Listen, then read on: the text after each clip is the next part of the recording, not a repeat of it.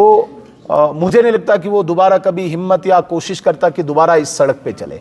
लेकिन जिस प्रकार से नरेंद्र मोदी जी के इन 12 सालों में इस कौमी शाहराह पे काम हुआ है, आज मुझे लगता है कि सब लोग प्रेफर करते हैं कि मैं जहाज पे न जाके 4 या 4.5 घंटों में रोड के जरिए जम्मू पहुंचूं। आज हम वंदे भारत में जम्मू से कश्मीर आ सकते हैं। जिस जम्मू कश्मीर में यहाँ पे हेल्थ फैसिलिटी जो यहाँ की लोकल गवर्नमेंट ने जिस प्रकार की रखी थी, हमने डिमांड की थी कि हमें यहाँ पे एक एम्स होना चाहिए। एक एम्स की जगह पे आज 2-2 एम्स है। और आज जो लोग इसका क्रेडिट लेते हैं, मैं उन्हें ज़रूर ये सूचित करना चाहूँगा कि 28 फरवरी 2015 की स्पीच आप तत्कालीन फाइनेंस मिनिस्टर अरुण जेटली जी की सुनिए, जिन्होंने एम्स यहाँ पे मुहैया करवाया हमें। और एक नहीं 2-2 एम्स जम्मू कश्मीर को दिए। एम्स के साथ आईआईटी हमने कभी सुना था, IIT Delhi, IIT Kharagpur, IIT Mumbai, IIT कहीं बेंगलोर, आईआईटी जम्मू में पहुंचा दिया। IIM Indian institute of management हमारे यहाँ पे पहुंचाया है। आज आप देखेंगे साथियों, लगभग 3,23,000 घर, 3.25 लाख घर, पक्के घर नरेंद्र मोदी जी ने जम्मू कश्मीर के गरीबों को मुहैया करवाए हैं। जिस घर के लिए लोग तरसते थे और पुरानी सरकारें इंदिरा आवास योजना के नाम पे 7,500 या 25,000 रुपए का चेक कभी देते थे, वो आज वहीं पे 3.25 लाख रुपए का चेक देके 3.25 लाख घर यहाँ पे बनवाए हैं। न सिर्फ हमने रूरल एरियाज में बनाए, 31,000 घर हमने अर्बन एरियाज में भी बनवाए हैं। साथियों, शौचालय आपने देखा होगा, शहरों में तो बहुत कम देखते हैं, लेकिन गाँव में 2014 से पहले जिस प्रकार से हम बाथरूम वॉशरूम की बात करते हैं, इज्जत घर या शौचालय की बात करते हैं, नहीं होते थे। हमारी माताएं बहनें खेत में जाके छुप के कहीं पे उनको शौच करना पड़ता था। और सबसे पहले नरेंद्र मोदी जी ने हमारी माँ बहन की इज्जत का ध्यान रखते हुए इज्जत घर के नाम पे तमाम जितने भी जम्मू कश्मीर में इस चीज़ से महरूम थे, उन तक बाथरूम शौचालय पहुंचाने की एक कोशिश की, एक प्रयास किया है। साथियों, आप अगर देखेंगे स्पोर्ट्स के सेक्टर में नौजवानों को भी महरूम नहीं रखा है। चाहे खेलो इंडिया अभियान रखा हमने, चाहे अन्य कोई स्पोर्ट्स की स्कीम्स लाई हैं। आप देखिए, हर गांव तक, हर ब्लॉक तक स्टेडियम बनाने का एक प्रयास जम्मू कश्मीर में नौजवानों के लिए यहाँ पे नरेंद्र मोदी जी की तरफ से हुआ है।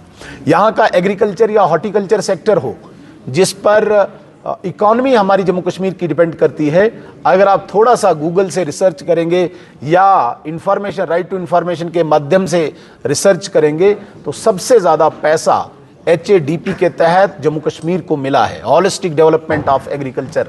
इसमें 5,000 करोड़ रुपया at a time Jammu Kashmir को दिया, ताकि एग्रीकल्चर सेक्टर में इरिगेशन की दिक्कत हो, बाकी दिक्कत हो, सीड्स की दिक्कत हो, उसको डेवलप करने के लिए एग्रीकल्चर सेक्टर में हमें यहाँ पे दिया है। टूरिज्म के सेक्टर में हजारों करोड़ रुपया हमारे पास यहाँ पे आया है। साथियों, सबसे बड़ी बात, हमारे जम्मू कश्मीर में इस वक्त जिस एनर्जी की बात करते हैं, जिस हम पावर जनरेशन की बात करते हैं, इस वक्त 6 पावर प्रोजेक्ट इस वक्त ज़ेर तामीर है।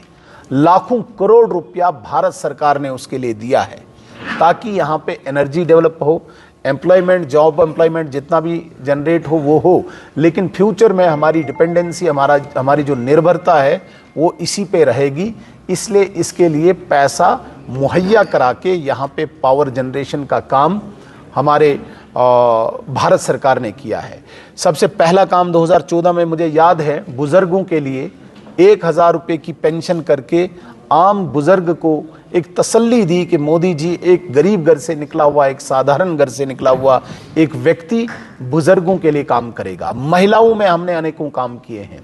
महिलाओं के लिए आज सेल्फ हेल्प ग्रुप में अनेकों हजारों करोड़ रुपया यहाँ पे आया हुआ है। अब यहाँ की सरकार कितना और कैसे खर्च करती है ये उन पर निर्भर करता है। लेकिन आप देखिए, जिस बच्ची को जब पैदा होती थी किसी गरीब के घर में, तो उस गरीब के घर में सिर्फ आंसू आते थे कि मैं इसे कैसे पढ़ाऊं, इसको कैसे बढ़ाऊं, इसकी शादी कैसे करूं। उस गरीब बच्ची के लिए नरेंद्र मोदी जी एक अवतार बन के आए और लाडली बेटी योजना के तहत हर महीने 1,000 उसके अकाउंट में डाल के 18 साल की उम्र तक 6.5 लाख रुपया उसके अकाउंट में, उसकी एक ऐसी इंश्योरेंस टाइप की राशि उसे दी है, चाहे वो पढ़े चाहे वो शादी करे, उसकी निर्भरता या उसके पेरेंट्स को कोई भी परेशानी ना आए। तो कहने का मतलब है कि हर सेक्टर में भारतीय जनता पार्टी और विशेषकर एनडीए की इस सरकार ने काम किया है। अगर हम कश्मीर की बात करें, जिस कश्मीर में मुझे आज भी याद है 2014 से पहले जब कोई यहाँ का टूरिस्ट हो, लोकल ही हो, जब यहाँ से बाहर निकलता था या कोई पेरेंट अपने बच्चों को स्कूल भेजता था तो दिल पे पत्थर रखता था, पता नहीं मेरा बच्चा वापस आएगा, अच्छी तरीके से वापस आएगा नहीं आएगा। यहाँ पे कोई घूमने जाता था, जिंदा वापस आएगा नहीं आएगा। इस प्रकार का एक माहौल बना के रखा था और जबरदस्ती हॉस्टाइल बना के रखा था कुछ लोगों के लिए। नरेंद्र मोदी जी ने कहा कि कानून जो है वो सबके लिए एक जैसा होगा। यहाँ पे कोई पेरेंट जब अपने बच्चे को स्कूल भेजेगा तो उसको कम से कम तसल्ली होनी चाहिए कि मेरा बच्चा एक सेफ सिक्योर जोन में है, एरिया में है। और मुझे लगता है कि उस दिशा में बहुत काम हुआ है। आज जिस प्रकार से यहाँ पे स्कूल खुल रहे हैं, बिजनेस एस्टेब्लिशमेंट, आप देखिए सिर्फ हड़ताल की काल देने से तो उन लोगों को तसल्ली होती थी, लेकिन क्या कोई सोच सकता था कि जिन 365 दिनों में 200 दिन 150 दिन हड़ताल के दौरान एक मजदूर को मजदूरी नहीं मिलती थी, वो बच्चा उसका कैसे अपना पेट पालता था, कितना मुश्किल होता था। आज हड़ताल भी यहां पे खत्म हुई। कुछ लोगों का यहां पे एक जबरदस्ती वो दबदबा बनाया गया था अलगाववाद के नाम पे, वो हड़ताल की काल दे, वो पत्थरबाज तैयार करें, वो लाइन ऑर्डर अपने हाथ में लें। और नरेंद्र मोदी जी ने इन सब पर अंकुश लगा के आज कश्मीर को at par with other parts of the country बराबर कर दिया है लॉ एंड ऑर्डर की उस पोजीशन में। आज मेरे साथियों, मैं एक बहुत ही गंभीर और सीरियस बात करना चाहूँगा।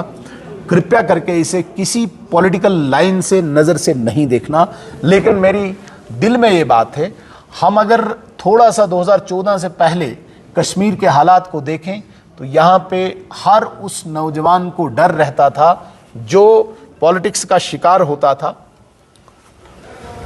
जो कभी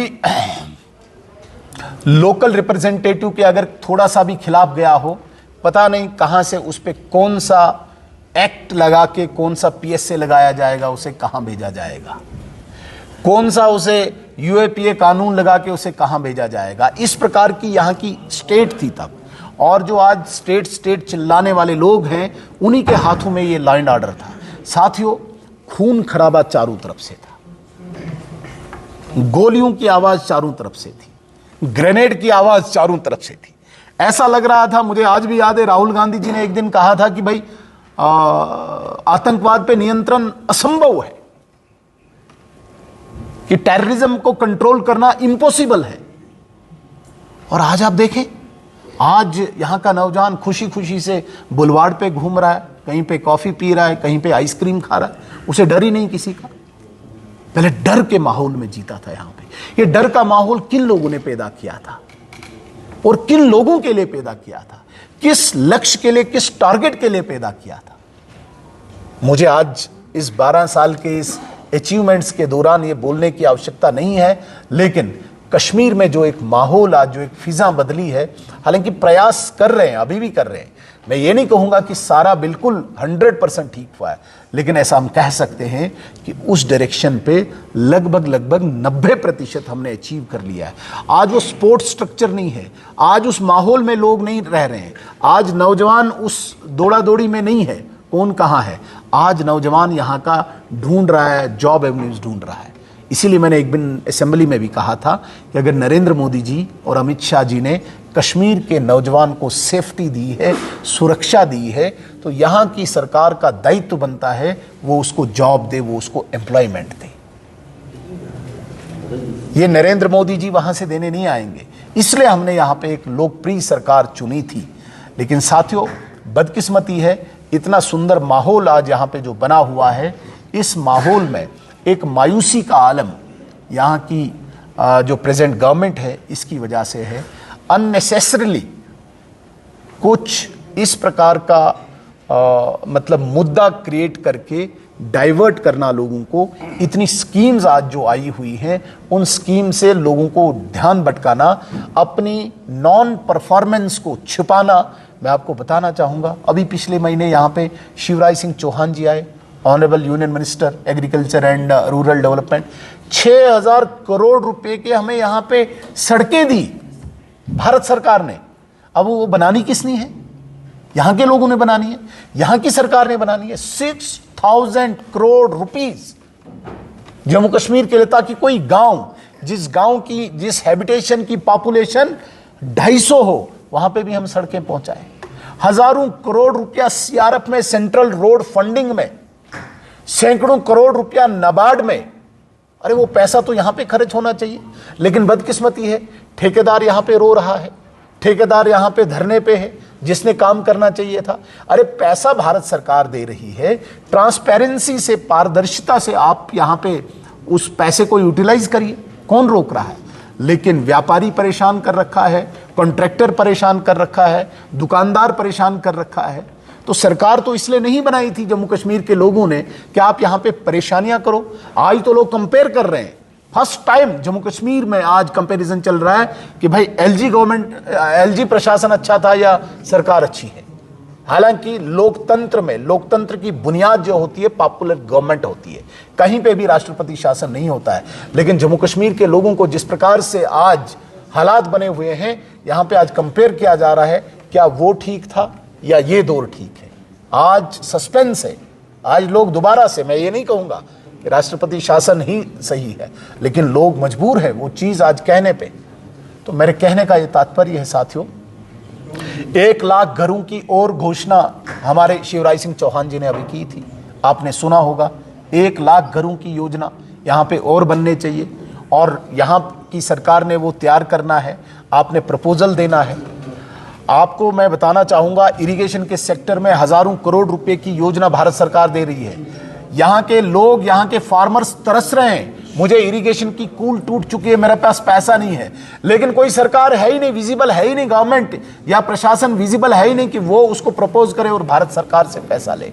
तो कुल मिला के अगर मैं देखा जाए तो भारत सरकार ने 12 सालों में जिस प्रकार की अचीवमेंट्स को हासिल किया है, हमें गर्व होता है कि हम उस पार्टी के सिपाही हैं, हम उस नेता के सिपाही हैं जिन्होंने भारत का नाम पूरी दुनिया में रोशन किया है, जिन्होंने यहाँ पे लोक हित में, जन कल्याण में बैलेंस्ड, जिसे कहते हैं संतुलित, किसी भी सेक्टर में कोई हीन भावना ना हो, और मैनेज्ड, व्यवस्थित तौर से हमने विकास किया है।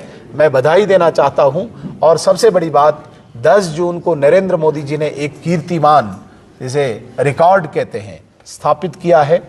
देश का कोई भी इलेक्टेड प्राइम मिनिस्टर सबसे लंबे टाइम का 4399 दिन, आज तो 17 हैं और 7 दिन और जोड़ेंगे तो 4406 दिन आज हो गए, लेकिन 4398 दिन जो पंडित जवाहरलाल नेहरू जी के नाम पे वो रिकॉर्ड था, उसको तोड़ के नरेंद्र मोदी जी पहले वाहिद के ऐसे वजीर आजम बने जो इलेक्टेड प्राइम मिनिस्टर के तौर पे जिन्होंने सबसे लंबे टाइम का कीर्तिमान स्थापित किया है।